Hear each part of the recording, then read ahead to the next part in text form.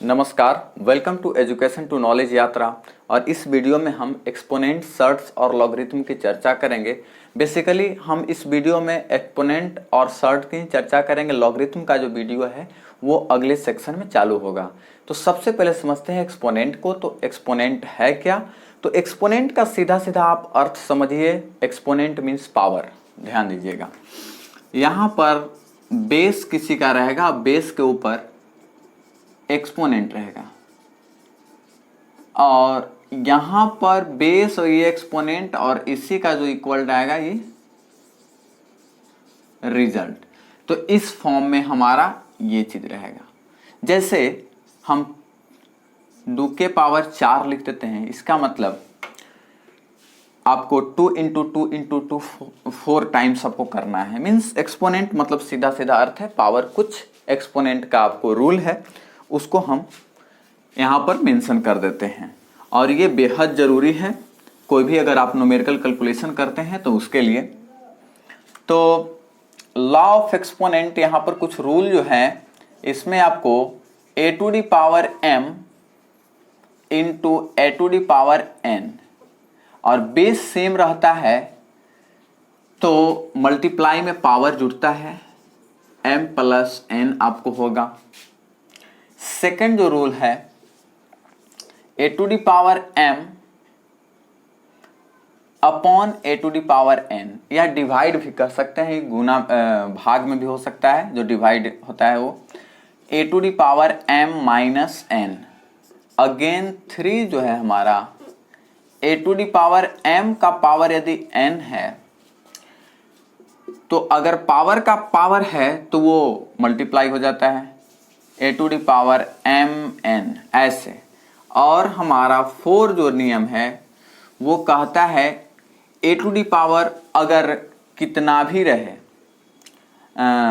0 रहे, 1 के जगह पर कितना भी रहे तो उसका वैल्यू आपको 1 होता है।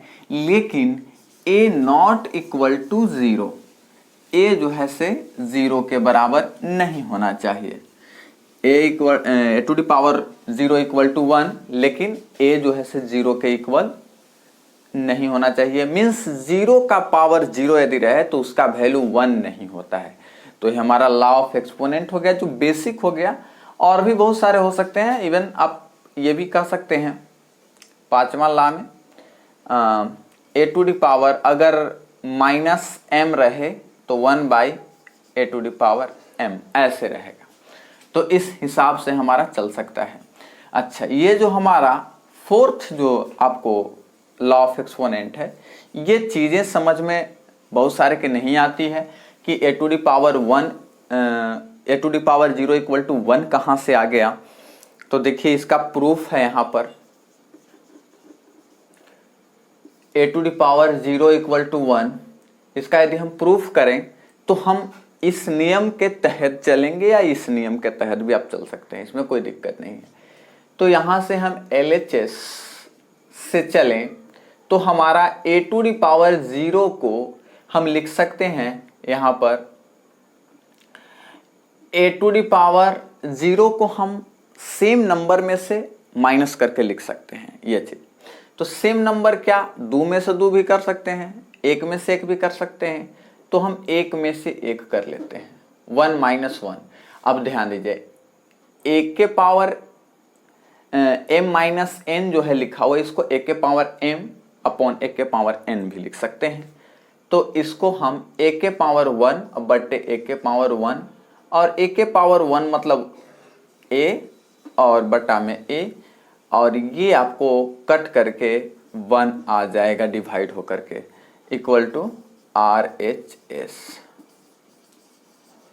तो ये हमारा हो गया इसका रिजल्ट। अब जितना भी बार लिखा रहे पावर में उतना बार हम लिखेंगे। फॉर एग्जाम्पल 10 के पावर अगर मान लें कि 3 लिखा हुआ है तो इसको 10 इंटू 10 इंटू 10, आई होप ये सब जानते होंगे आप लोग। तो इसे आप थोड़ा क्लियर कर लीजिए। उसके बाद फिर हम सर्ट्स पर आते हैं कि सर्ट्स क्या होता है। बस इतना तक आपको इसमें काम करेगा।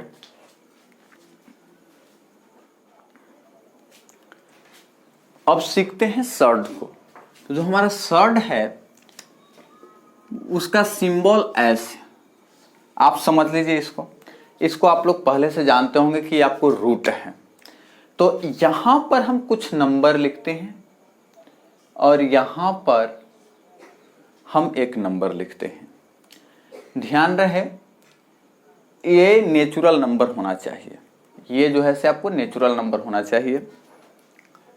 ए को रेडिकेंट बोलते हैं आपको, और एन जो है से पावर ऑफ सर्ट्स बोलते हैं इसको। एन को बोलते हैं power of shirts and A is your radicand. और ये चीज ध्यान रखिएगा हमेशा कि जो हमारा सर्ट होता है वो हमेशा एक इरेशनल नंबर होता है, यानी अपरिमेय संख्या।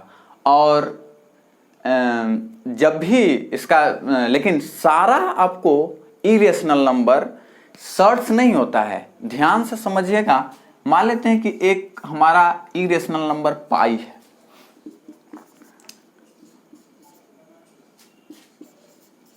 ऐसे ऐसे आपको आता रहेगा, लेकिन ये सर्ट्स नहीं है, ध्यान रखिएगा। ये इरेशनल जरूर है लेकिन सर्ट्स नहीं है।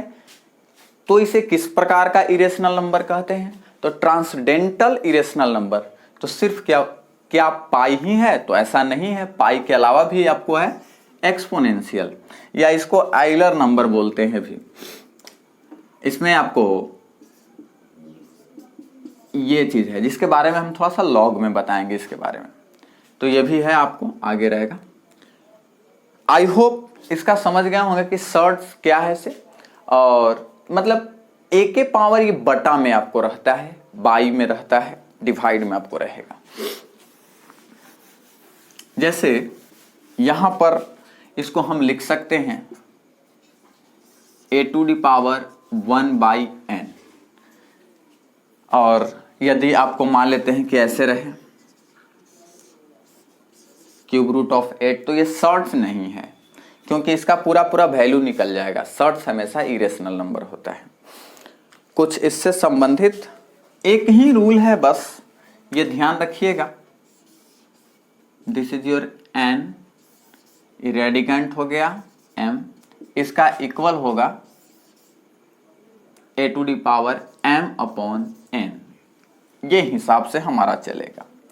तो इसको क्लियर कर लीजिए। अब हम अगले वीडियो में बताएंगे कि लॉगरिथम में कैसे ये सब आपको आएगा, और ये चीज आना ही चाहिए लॉगरिथम को समझना है। तो बेसिकली लॉगरिथम जो है वो आपको एक्सपोनेंट का इन्वर्स प्रोसेस है, और इसका भी इन्वर्स प्रोसेस आपको बनेगा। तो बस केवल इसमें आपको ये पॉइंट में आपको रहेगा।